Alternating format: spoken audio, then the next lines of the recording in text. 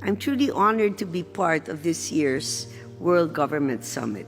Thank you for giving me a chance to lend my voice to this crucial discussion on climate change.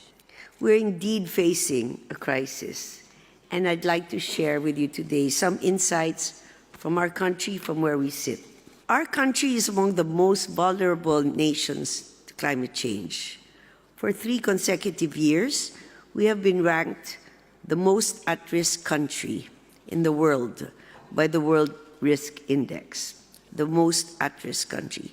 So what does this mean in real terms? Just 4 months ago, between October and November 2024, our country endured an unprecedented 6 tropical cyclones in less than a month. The devastation was staggering. 13 million lives were affected. I personally visited the families who lost their loved ones.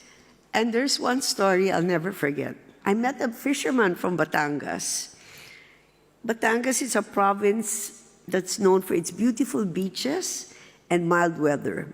But last year, for the first time ever, a powerful typhoon caused relentless rainfall, triggering massive flooding and landslides.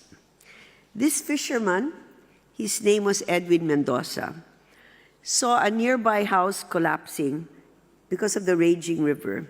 And so he rushed over to save the people inside. They were submerged in water, they couldn't swim, so he rushed there to save them. He managed to rescue them, but when he returned home, he found his whole house buried in mud. His entire family was lost in the landslide. I met him a week after this incident, and he was still in shock. Climate change is not just about statistics.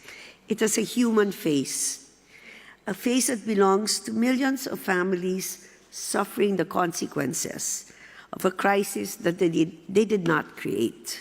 So what is our commitment? Despite being a developing nation, our country is deeply committed to climate change. As part of our broader socio-economic transformation, we are working towards a 75% reduction in greenhouse gas emissions by 2030.